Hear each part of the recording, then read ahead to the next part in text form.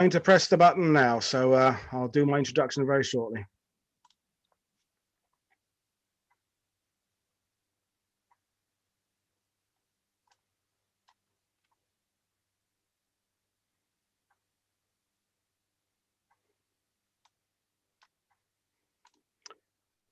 So good afternoon, good morning, wherever you're watching from. It is me, Paul Woodadge, here for World War II TV, once again with an extraordinary interview for you today, because I have to date my most senior guest so far since June. So joining me live from California is Mickey Ganitch. Good morning, Mickey. How are you?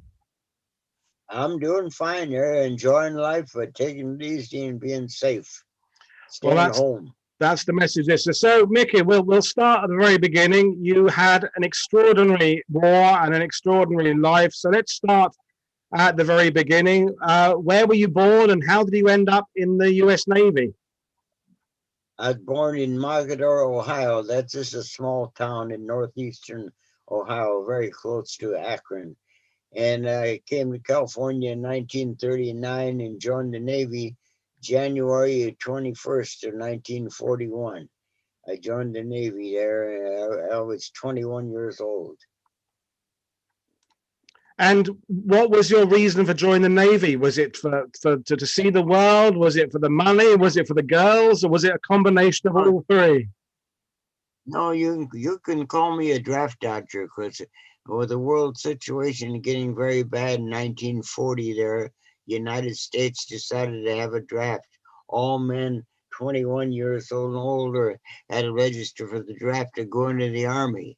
Well, somebody who I really respected there told me, you go in the Army, you could be sleeping outside there, cold food, and so call me a draft dodger. I joined the Navy. That sounded much better to me, so I joined the Navy January 21st, because the world situation was getting very bad with Germany running all over Europe and Japan running all over the Pacific. Evidently, the United States had to do something there, and so they had this draft there. And the next draft was going to be in the spring of 1941 there, and so I didn't wait for it. I just draft dodger me. I joined the Navy. And tell us about the first ship you were posted to. I was on the USS Pennsylvania battleship. At that time, all the United States battleships were named after states there. And I got on the USS Pennsylvania August 15th of 1941. I was sports-minded there, and so I joined the ship's football team there. We're going to have a real good team there. And when you're on big ships there, orbit stations there, you have sports activities, and I was always sports-minded, especially football. And so I got on the USS Pennsylvania August 15th of 1941. So tell us about the mood on the Pennsylvania that summer, because as you said yourself, the war has already been raging in Europe for a while. There's things happening around the world.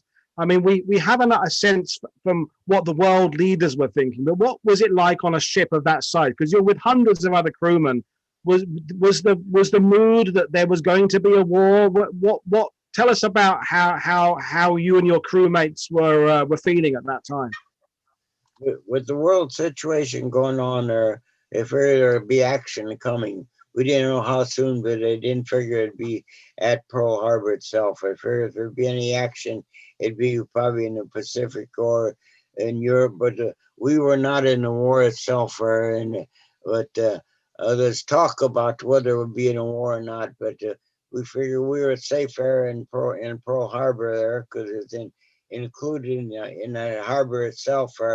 We could put a lot of ships in there, and so we figure we're a strong nation. 8 battleships in port there.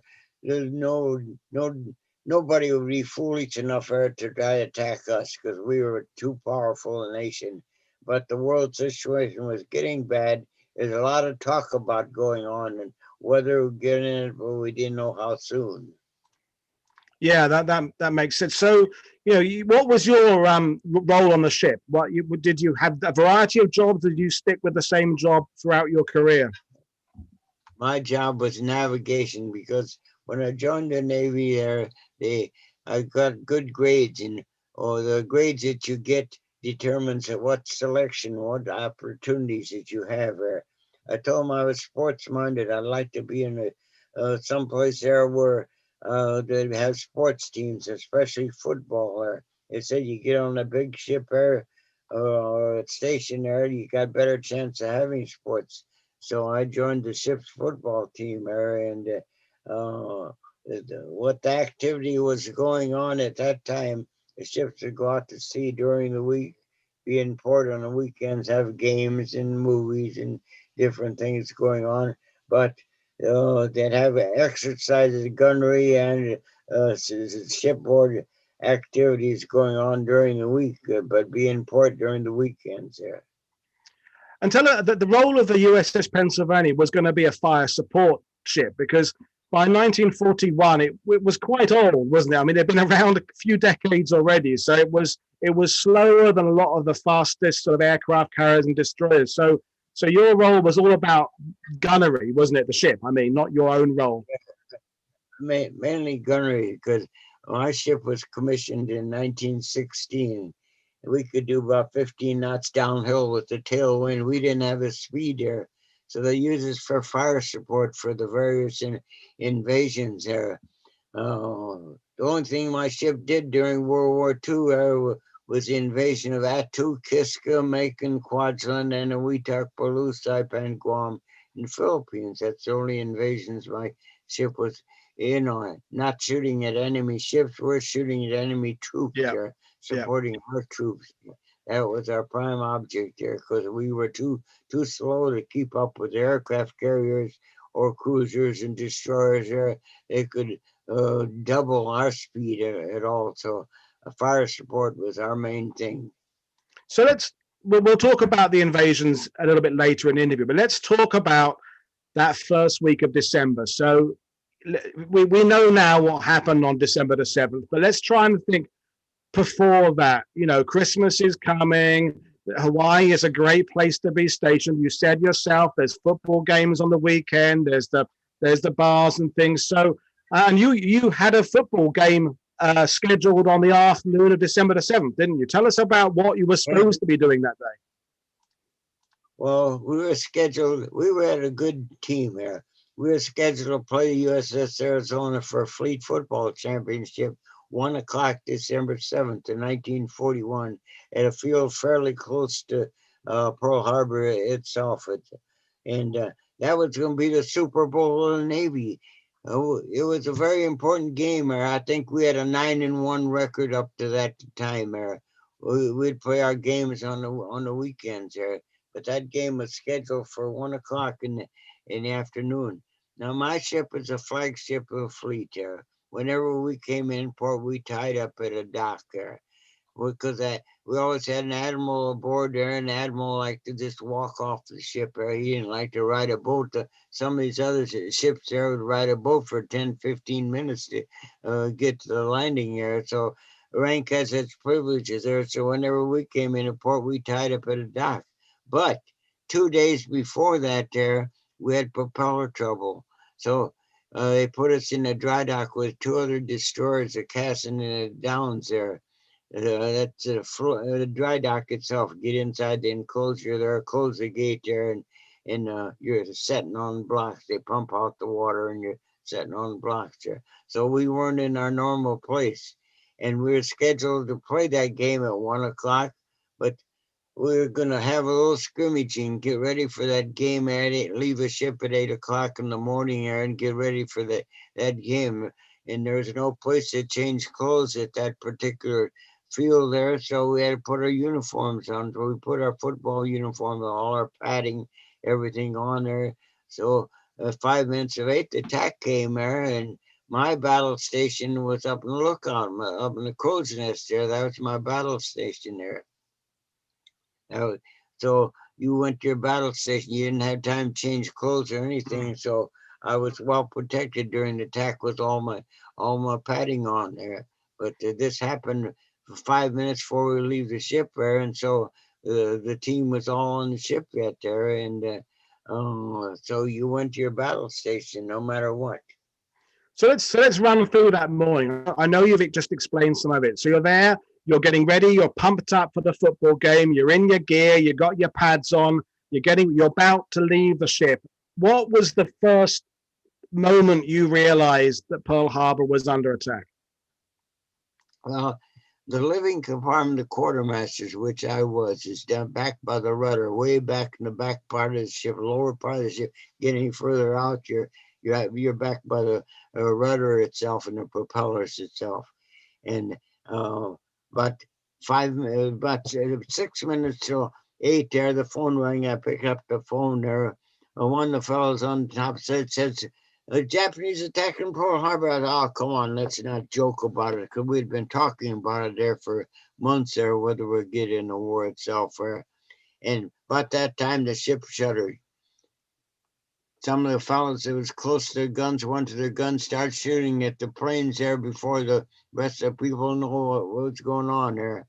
Battle station, all hands man your battle station. You go in a hurry. It took me a couple minutes to get all the way up to the crow's nest with a little trap door to get through with all my padding on to pull myself through there. But I'm up higher up, and some of those planes flying around. The planes dropping their torpedoes, keep on and then go back up there. So I'm higher up in the air. I'm about 70, 80 feet up in the air above the main deck. So I had a bird's eye view of what was going on. By the time I looked around there, by the time I got there, just in a couple of minutes there, planes were flying around, buildings were burning, ships were burning there. It was just, I don't know what you want to, the 4th of July, but it actually was happening there. But by that time, everything was going on. So let's recap. You've come from the lower decks. You're wearing your pad. You've had to climb through a tiny hatch, and you're now 70 or 80 feet above the water line in your lookout. And you're actually, as you said, you're above the height of where some of the aircraft are coming in. So for the purpose of those watching it, for those who've seen the films, whether it's Tora, Pearl Harbor, the modern films, Mickey, you had about, I'm not going to say the best of you because it was a horrible, destructive day, but you had, as you said, a bird's eye view of what was one of the most monumental days in U.S. history. So I know you just said the burning buildings and ships on fire, but explain what was going through your head when you were seeing all these events happening around you. My job was to look out. I was to report. I had sound power phones between the ships there on the ship itself. My job is to report anything of interest there to gun control. I reported a plane coming over the top of the buildings there that the gunnery people down below couldn't see what was going on there. I reported that plane coming in. They trained the guns in that particular direction there, and when the plane come over the top of the buildings there, the guns were already in place and they shot it down. That's the only a plane that we did shoot that down. I think I figure I accomplished something there, because my job was to look out to report anything, whether out at sea or whatever it is. And the gunnery people couldn't see because the buildings close by, and they couldn't see. I mean, they trained the guns in that direction there. So when the plane came over there, it's able to shoot it down. So that made me feel pretty good. I was finally doing something of that concerned us. So, given that it was a Sunday, was the crew of the Pennsylvania at full strength? Was it half strength? I mean, how much ammunition did the anti-aircraft guns? Was it a normal complement of ammunition? I mean, was it a skeleton crew? No, normal thing, because we were refueled there, but we still had propeller trouble. We were not able to get underway that day because we had propeller trouble, and we had 1,500 people on the ship itself, and so everybody getting ready to go. The Liberty won't start till I think it was 9 o'clock. Or I don't remember now the exact time, but it's late in the morning. Their Liberty started, so people that were not going to go to the game or didn't have any, or maybe had the duty there, they got ready for their actions there. but it's going to be a weekend in Hawaii, laying on the beach, Waikiki, and laying in the sand, go swimming there.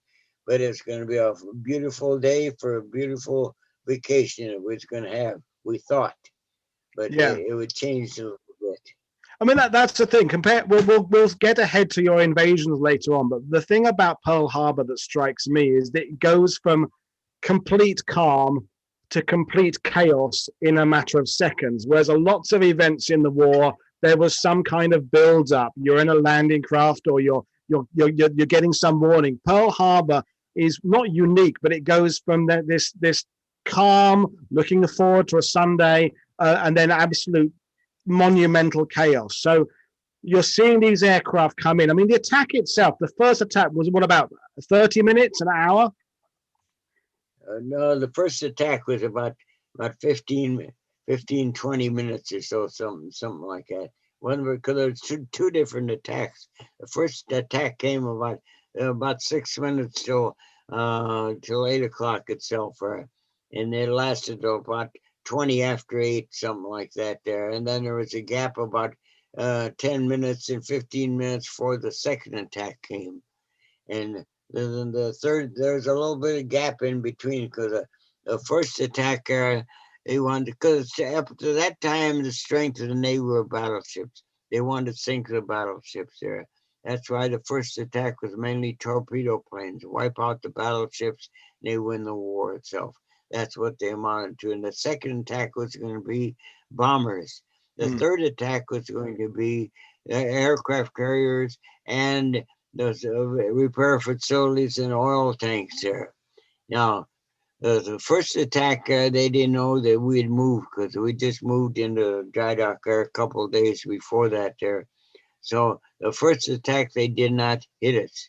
But evidently there, the Japanese pilots there reported there's a big ship in dry dock with 2 other destroyers there. So the second attack, they hit us with a 500-pound bomb, missed me about 45 feet. It came on past me, went through 2 decks, exploded way below me. Shook me, but it did not hurt me. Kind of scary to see a big hole along the side of you there. If it exploded on contact, I wouldn't be here talking to you. But it missed me by that much. The same time we got hit, the destroyer, the Cassin in the dry dock with us got hit. And it started burning, started rolling over on the other destroyers. It flooded the dry dock there. Only bad thing is oil from the destroyer came on top of the water, caught fire, so we had flames all around us, because oil and water do not mix there. But everybody doing what they're trained to do. You did what you did there. You don't have to worry about it too much there. You just do what you're trained to do. And that's what we did. Everybody did what they were trained to do. And the And just third to be attack clear, was sorry, just to be clear, the one of the third reasons why the torpedoes didn't hit the Pennsylvania is because you're in dry dock. The torpedoes couldn't reach. in dry dock. Yeah. We had concrete all around us, so they could not hit us with the torpedo, but they did hit us with the bomb. So the second attack, once they knew there's a big ship in dry dock, the Japanese knew where all the ships were at. They even knew the names of the ship. They knew the schedules of the ship. They knew everything. They had all kinds of information about what they needed there. But we weren't in our normal place, and that's why we didn't get hit in the first attack. And we found out later there that 2 Japanese planes were scheduled to hit the USS Pennsylvania out at the dock where it normally ties up. But we weren't in our normal place. So the ships that moved into the place where we normally would be got hit. Okinawa and the Helena there. They moved into the place where we normally would be. But the third attack was going to be the aircraft carriers, repair facilities, and oil tanks. They were not in port. Admiral Halsey and his aircraft carrier group, the Lexington and Enterprise, were taking planes to Midway and Wake Island, so they were not in port. They were supposed to be in port. Japan knew they were supposed to be in port there. Anthony was going to hit them on the third attack, but bad weather slowed them down, and they were 12 hours late getting back to Pearl Harbor from Midway and Wake Island there, and so they were not in port. If they would have been a third attack there, we would have lost the war. It's that simple. Because the third attack was going to hit the aircraft carriers, oil facilities, and repair facilities. If it had hit them, we would have been in trouble. Closest oil, closest repair facilities was 2,000 miles away. Had been disaster. We'd have lost the war. It's that simple. But aircraft carriers were not in port there. There was no third attack there, and as a result, there we won the war thanks to the Rose of the Rivers, the ones that made us planes, tanks, guns, and ships there, everything we needed. The Rose of the River, the women stepped in because the men were gone. The women stepped in and did the work and furnished us with what we needed. And there not being a third attack, we won the war. It's that simple. I mean, that's very incredible words there. But tell me, I mean, we talked before we went online. You gave 4 interviews on December the 7th.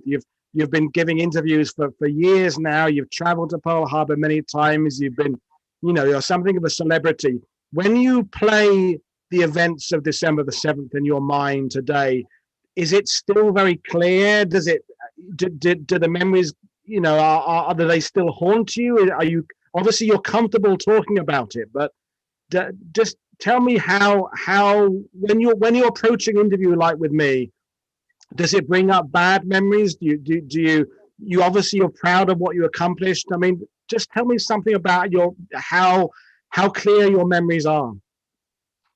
My memory is clear. I talk to schools, clubs, colleges, anyone that want to listen to me. I had as many as 5 interviews in one day. I've talked to several times. I talked to multiple days interviews. I average around 30-35 speaking engagements a year, but up to this year. But I enjoy talking to people, especially the school kids. The school kids are the future of our country. I talk to them and try to give them a little history lesson because they learn very little in the history books. There's no history is taught in schools itself. So I give them a little history lesson. I enjoy talking to them. But everything is fresh in my mind. I don't use any notes whatsoever. I use PowerPoint there, and I enjoy talking to the people, and I plan on another 10 years talking to people there. That'll be long enough. Then I'll think about it. I drive my own car there, and I get around there. I'm just fortunate. I figure God had other plans for me there. I figure His plans for me would talk to people, especially the kids. Talk to them and give them a little history lesson. Tell them what happened there on December 7th in World War II. And give me, like I said, give me a little history lesson. So let's go back to the third attack never happened. So the second attack did. There's a bomb gone right through your ship, right near 45 feet away from you. And then sometime later, after a couple of hours, the Japanese have gone. But of course, the work for the people in Pearl Harbor is just beginning. There's fires everywhere. There's people in the hospitals. There's cleanup crews everywhere. How did you spend the rest of the day? Try to get back to normal there and think about writing letters, letting the people know back home that you're all right, because they're all worried. Everybody back in the States are worried about how their loved ones and how their families, how the ones that are doing out there in Hawaii and all that. So try to get back to normal. If we didn't have any damage near where my living compartment was there, so we didn't have anything to do with it. So just trying to get things back to normal and get ready to fight a war, because there's a war going on now. But we never played that football game. That's a bad thing about it. There, we'd have won that game, because we had the best team there. But we'd have won the game. There's no doubt about it. Well, I'm sure you would have done. We had things to do like fighting the war. Yeah. So if my history is correct, that the USS Pennsylvania, you were still in Pearl Harbor for another couple of weeks, and then you headed out to go and do some more repairs. Before you headed out 2 weeks later, did you get a chance to visit anywhere else in around Pearl? What was the mood? I mean, the mood obviously was somber and tragic, and over 2,000 people killed. Tell us a little bit about your recollections of the area in those 2 weeks. What was the tone? I mean, you just said yourself about taking some revenge and getting out and getting on with the war. Is that what the feeling was there? Everything would try to get back to normal itself. Really, you're kind of stunned. It happened. Maybe you dreamt that it would happen there, but it really did happen. Try to get back to normal and try to get back at the Japanese there, because they attacked us. We didn't attack them there. They attacked us. So everybody, we got the word there from the people in the States there. Had black strong people lined up there, joined the service. They want to get in the Navy, you get in other services. You do what they had to do, because we were attacked. The country was united, not like it is now. Now you got party this, party that there. At that time, everything was united there. The women stepped in, did the work. In fact, I had two sisters there, were Rosie the Riveters. One worked at Treasure Island there, and one worked at Oakland Naval Supply Depot. And they did their part there, furnished us with what we needed there. But to try to get back to normal self and really think about like the ladder I climbed up to get up to the crow's nest there. It was an outside ladder there. There was machine gun nicks in the ladder itself. But I wouldn't whether it happened when I was going up there. Before I went up or after I went up, I don't know, but that's kind of scary too there, that I could have been there on that ladder at the time, because we don't know whether it's Japanese bullets or our own bullets, because everybody's shooting every direction itself. And think about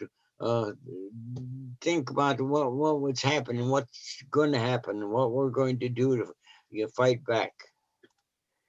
Yeah, and I suppose adversity like that does bring people together. You just said yourself, the USA was probably never as strong and committed to a single cause as it was in those days after December the 7th. You are fully united now. Everybody's behind the president. Everybody's behind the war effort.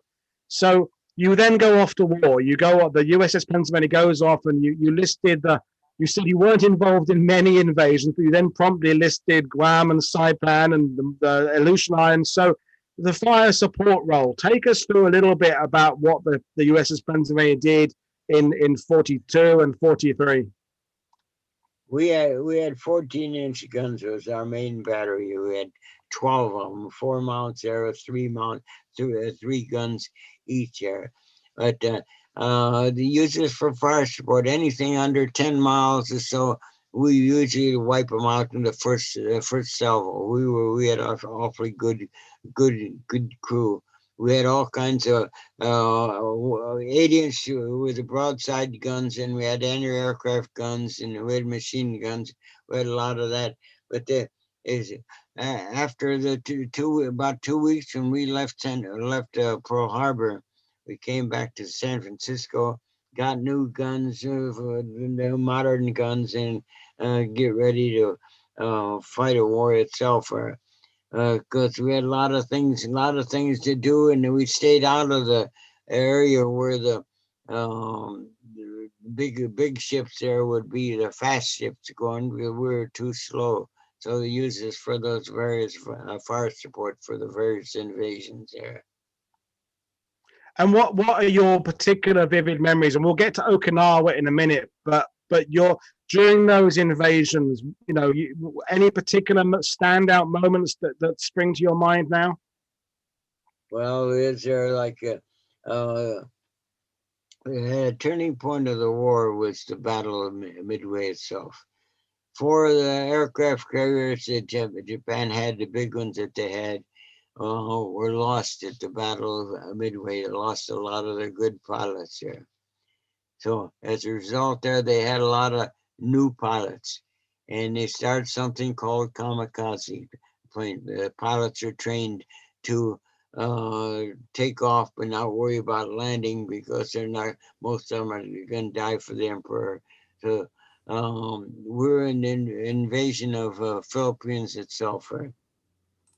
At that time, all the ships in the harbor itself, in the Lady Gulf itself, a huge gulf, and ships were doing. Some of them were supplying troops to it, some of them supplying the troops itself, and various things going on. At that time, battleship was the Japan was getting really desperate. It started using kamikaze planes. Now, at that time, my battle station was steering the ship. It's 33,000 ton, 608 feet long battleship there. And we're steaming around in the Gulf itself, waiting for whatever they wanted us to do. And a kamikaze plane hit one of the destroyers at Abner Reed. Now, we're at battle stations there when the kamikaze plane hit this destroyer. It set off the torpedoes that they had. The torpedoes from that destroyer started coming out throughout the fleet. Lookouts reported a torpedo coming from the destroyer from Abner Reed there. Captain says, hard rudder, steer for that torpedo. Now, battleship is different from a car. A car goes right around the corner. A battleship kind of goes around there, and there's no way I could turn that battleship around to face that torpedo. Here comes the torpedo, and I can see the white coming from the torpedo. Come, I see it through the porthole. Come, I said, hold on. Here it comes. It went right underneath us. Evidently, there when the destroyer, when the torpedo was launched, the ship was tilted enough. We went a little bit deeper than normally would be. Otherwise, there would have been hit with one of our torpedoes there. It's kind of scary. No place to run there. You're like a car down the street there, come right at you. Where are you going to go? But we were very fortunate there that we didn't get hit with that torpedo, because at that time Japan was really getting desperate with their kamikaze planes there. That's one of the items there. I'm not sure where you want any more to go right now. Well, we'll see. But I mean, let's when Timothy Davis of the Greatest Generation Foundation set this interview up and he ran down your career, what was amazing is you were there in Pearl Harbor for the kind of the first shots fired of the war in terms of the USA, and you were pretty much there for the last shots fired. So let's skip ahead to the Battle of Okinawa, because I mean, there's lots more things we could talk about, but let's talk about those events there, because again, there was a Japanese aircraft. So explain what your role, the ship's role, was in Okinawa. Okay, all right. Let me go back just a little bit. Yeah, sure, please. Invasion of the Philippines went on. By the time we got through the invasion of the Philippines, our guns would not shoot straight. The guns of the USS Pennsylvania. They sent us back to San Francisco to get new guns, get ready for the invasion of Japan. We missed the invasion of Iwo Jima and Okinawa itself, because we're back in the States getting new guns. I fear they can do without us there for those two different invasions there. So this is July of 1945. We're on our way back to Okinawa. We already got Okinawa and Iwo Jima back there. Next to the stop was the invasion of Japan itself. On our way back to Okinawa, something happened August 6th of 1945. They dropped the atomic bomb on Hiroshima. 3 days later, August 9th, they dropped the atomic bomb on Nagasaki. 3 days later, August 12th, we got into Okinawa. All the other ships are there. We already got the island back in our hands there. 8:30 that night there, Japanese plane came in, the lights on, aimed its torpedo at the closest biggest ship it saw. It was the battleship Pennsylvania. They thought it was a friendly plane. Nobody fired a shot at it there. It hit the torpedo, hit the propellers in the living compartment, quartermasters. I had 26 quartermasters. I lost 20 of them that night. The next morning, Japanese asked for peace. We're trying to stay afloat. We're signed the peace treaty in Tokyo Bay. We was able to stay afloat there and signed the peace treaty in Tokyo Bay. Otherwise, we'd have been there too, but we just, in fact, they towed us in the shallow water, and so in case we sink, we'd just sink in the mud. But we was able to stay afloat there, and but we were not able to go to Tokyo for the signing of the peace treaty. This is when they signed the peace treaty in the 2nd of September 1945. Wow, it's an absolutely incredible story. So, when the war ended, but yeah, as you said, you had this tragic start end, and the ship was hit, and but how you'd been through all that with you and your crewmates, you'd been from 41, 42, 43, 44, 45. Was it a sense of relief when the war was over? Were you exhausted? Was it pride, or was it all of that?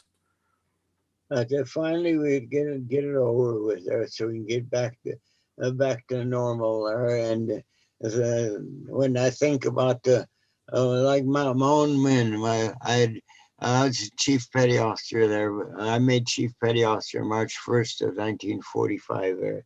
So I got men. I got 26 men there. I knew them personally there by names there, and ones I lost 20 of them that night, and the Japanese asked for peace. And next they think about these people and think about the families and all. And it's my job to identify the what's left of the people, and notify the families of the deceased. And it's hard to do there, but it had to be done there. And I just hope I never have to go through something like that again. Yeah, absolutely. So, um, the thing is, your war hadn't or your experiences hadn't ended completely, because there's another phase. I mean, that you were ended up in the atoll for the nuclear tests. So tell us about that. Well, my ship was already damaged. Now they saw what the United States saw what damage their atomic bomb would have on land there at Hiroshima and Nagasaki. Now they wanted to find out what damage it'd have on metal and on ships there. Our ship was already damaged. We had skeleton crew. This is September. This is 1946 there. And they're getting ready for the atomic bomb test at Bikini Atoll, which is way west of the Hawaiian Islands there. They had all kinds of ships. They had German ships, Japanese ships, Dutch ships, all kinds of variety, because they wanted to find out what the atomic bomb would have, because it's something new. They wanted to see what atomic bomb would have on different metals. They want to learn a little bit about it. So that's why we're already damaged there. So they put us in the atoll itself. We're steaming by ourselves. We don't have any propellers on the right hand side, because that's where the atomic where the torpedo hit there. We steaming along with the two on the left side, the port side, and they put us there in the atomic bomb test at Bikini. Took us off in another ship there about 10 miles away. They said there's going to be an air blast and there's going to be a underwater blast both. And so they said, turn your back to where the atomic bomb is going to go off there, the air blast there, 10 miles away. Put your eyes over an arm there. I still saw the flashes. That's strong. Now they want to find out what the atomic bomb would have on animals. So I'm a farm boy from Ohio, so they put me in charge of goats, mice, pigs, and sheep here. To put them throughout the ship to various different places there. And they took us off the ship there. They spread the ships out there, put the atomic bomb underwater there, right in the middle. This we could watch. You probably know about the tsunami, the wall of water coming up. In fact, the USS Saratoga, the aircraft carrier there, in fact, could stand on its tail itself. And all the atomic water came back down on the ships, and I go back in the ship to show them where I put all the animals there. And after I did that there, then said, okay, now throw away your clothes and take a good shower, because your clothes are radioactive. Must have not affected me too much, because I got 13 grandchildren, 18 great-grandchildren, 9 great-great-grandchildren there. I'm an atomic man. I just don't have $6 million. It's supposed to go with it there. But must not affect me too much there. I'm still here, and 101 years old there. I think I'm doing pretty good, but God is looking out for me. Wow. I mean, it's just incredible speaking to you, Mickey. And so when did you get back home to the USA? Well, we got back home before. What you mean after which time? After your service, really? I mean, how long did you stay in the Navy, and when did you get back home? I retired on October 10th, 1963. Is less than 23 years there. It wasn't steady enough work, so I gave it up after almost 23 years there. So Wow. I retired in October 1963. Wow. I mean, so and let's bring it back to Pearl Harbor. I'm conscious that I don't want to talk to you for too long. You've got lots of things to do, clearly at 101. But when did you first start going back to visit Pearl Harbor, and what was it like the first time you went back there and you saw the Arizona Memorial and things like that? Tell us about that. Well, especially the Arizona Memorial, because in my high school days, I played football against one schools there was fairly close to us there, and one of the neighbors of mine lived about 100 yards down the street there. I played football against him in high school. He went to a different school. He was on the USS Arizona. I would have played against him that day if that game would have been played. So I had to think about that there. The memory of these people there, especially those at Okinawa where my own men got killed, and think about the other people there. We lost 23 men at Pearl Harbor itself. But I've been back to Pearl Harbor many times there since the war is over, thanks to the Greatest Generation Foundation in Denver, Colorado, that's been taking veterans to the various places throughout the world where the various action is taking place there. But I go back to Pearl Harbor so many times, and I think about, especially this one guy.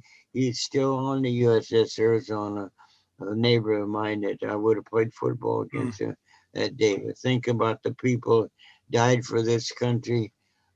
A lot of them were young. Some were 17 years old there, and various ages there. And I go there actually in memory of the people who died that way. Some of them I knew, most of them I did not know, but they died for this country. They served the cause. They died serving their country itself. Yeah, and clearly, during this conversation, you mentioned the machine gun bullet dings to the ladder on the ship. You mentioned the fact that the bomb went through 45 feet away from you. You didn't get killed in Okinawa. Clearly, you've thought a lot about the luck and the providence that meant you survived, but at the same time meant the people that you cared about and people that you served with didn't survive. So you've had time to think about that, and clearly you're Oh yeah, committed to telling the stories and explaining why these events. So that's obviously what's keeping you going, is this need to that's keep right. on telling the story. I first I got out of the plans. His plans for me is talk to people, educate the people, remind them of Pearl Harbor, like the song "Remember Pearl Harbor," like we did the Alamo, and we're doing in memory of the people that we died, the people that knew, and people that we did not know. Most of them we did not know, but do it in memory of them. Thanks to the Greatest Generation Foundation in Denver, Colorado, that's been taking the veterans to the various places. So you mentioned the song "Remember Pearl Harbor," and Timothy did say to me that I could ask if you'd like to sing that. For I don't want to put you on the spot, but if you'd like to sing us Yeah, that song, all that'd be right. fantastic. Okay. Okay, right. Remember Pearl Harbor as you go to meet the foe. Just remember Pearl Harbor as you did the Alamo. We shall always remember how they died for liberty. Just remember Pearl Harbor and go on to victory. Thank you. Absolutely incredible, Mickey. It's been an absolute privilege talking to you, and it's the people watching this are amazed at how articulate you are. Your recollections are vivid. You're brilliant, Mickey, and I hope you get to see Pearl Harbor again. I hope you get to travel the world again when there are better times ahead, and there will be better times ahead.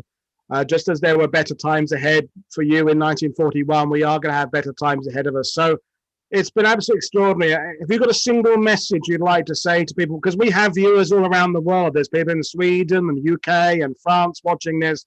What's your kind of message about how to go forward? You know, because we're experiencing a problem in the world today with COVID-19. What's your message about, maybe teamwork or resilience? Well, especially I like to talk to the kids because the kids are the future of the country. I think the biggest problem that we have to this country, the kids are not accountable for their own actions. They depend on their mother or father to bail them out of whatever they're doing. They don't learn by experience here. These kids are the future of the country here. I know this country has its problems. For better, for worse, it's the best country there is here. I know you get this party is for this party is for that there. And how can you even associate with Japan there? They're not one of our best friends. You can't change what happened itself. Think about the future. Our future is these kids there. If they be accountable for their own action, for better, for worse, it's the best country it is. They don't like this country. I'll help them move to another country. Thank you. Well, thank you. On that note, Mickey, thank you very much for joining us. It's been extraordinary talking to you. For those watching, this has been an extraordinary show to put together. Thank you to the Greatest Generation Foundation for setting it up.